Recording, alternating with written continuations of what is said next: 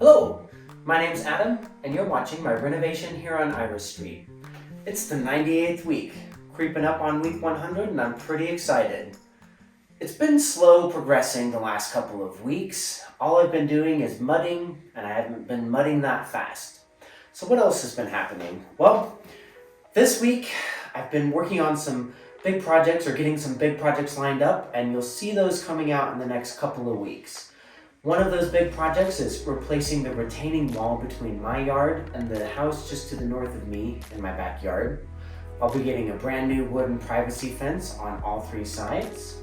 Another project that's happening is I'll be staining the exterior of my home blue. So that means the major outside work on the house can happen. The other big project that I decided to pull the trigger on is a complete redesign of the porch. The porch wasn't going to be part of the finished project initially, but it's one of those things that the more I think about it, the more I realize it'll be good if I just knock it out now. That means I can get new energy efficient windows in there, a French door in there as well, and I can finish it with drywall and new electrical. So it's going to delay the final mudding of the home by a few weeks, but it's the right order of operations. So by the end of the month or sometime in October, we're gonna have new retaining wall, new privacy fence, stain on the outside of the house, a new porch, and maybe, with any luck, a little bit more mud on these walls. So I'm gonna quit rabbiting on about the things that are happening and just show you. Let's dive in.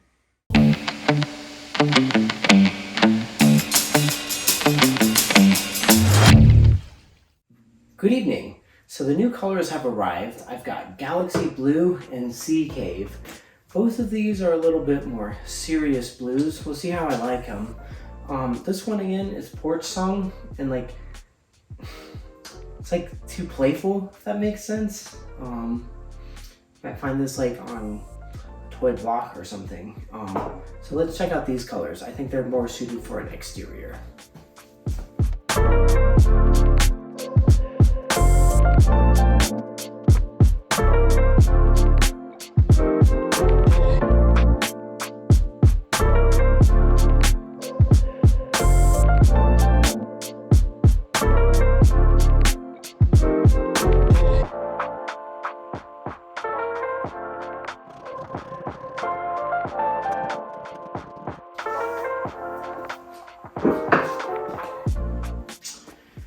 Well, these are the options. The new ones are Deep Galaxy and Sea Cave. We've got Porch Song, and I can't even remember that one, but we'll see what they all look like when they're dry. I'm already leaning towards this Deep Galaxy one. It is a very dark blue though, so if I had to guess, the backup is gonna be Sea Cave right there. We'll see what they look like when they're dry. After playing around with a bunch of different configurations for the new sunroom, I finally landed on one that had consistency with the spacing of the windows.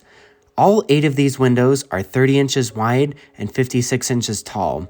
This should give me plenty of sun in the room while maintaining a consistent design profile. I'll have one 80 by 60 inch French door on the east wall, and the rest of the room will be windows.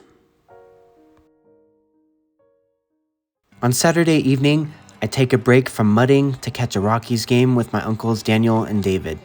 You've seen them throughout my video series, helping me hang and install drywall.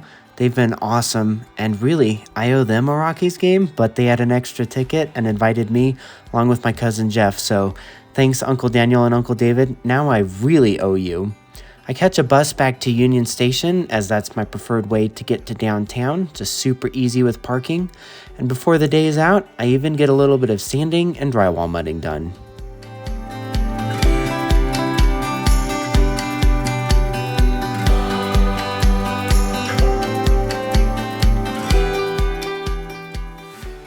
On Sunday, things are happening. Lowe's drops off my French doors. They're two 60-inch by 80-inch French doors, and unfortunately, because I'm dumb, one of these needs to be a 72-inch door, so I'll swap it out later.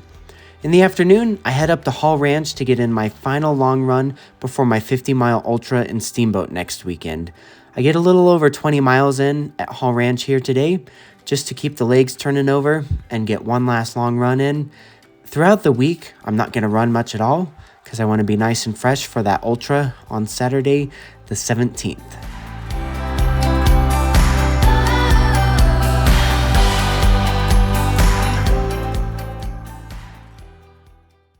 With doors delivered and running done for the day, I can turn my attention back to the house. I start off by angle grinding the sharp edges on this paddle mixer and sanding it down.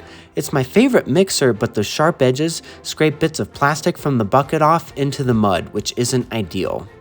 But before any more mud can go back up on the walls, I need to make sure all the screws that are still protruding are taken care of. I'm doing this so that I can start assembly lining some of this stuff. If I can spend the rest of today making sure all the screws in the entire house are properly set to depth, I can then proceed to mudding and taping all the remaining factory joints, butt joints, and corners without having to carry a screwdriver or a drill around with me. I'll probably still have 1 or 2 screws that I missed, but this is really helping things along. You can see I'm going along every single joint, every factory joint, every butt joint, and hopefully, with any luck, this is really going to help start speeding up the mudding process that I admit it's taken a long time. I think this is day 28 or 29 of mudding.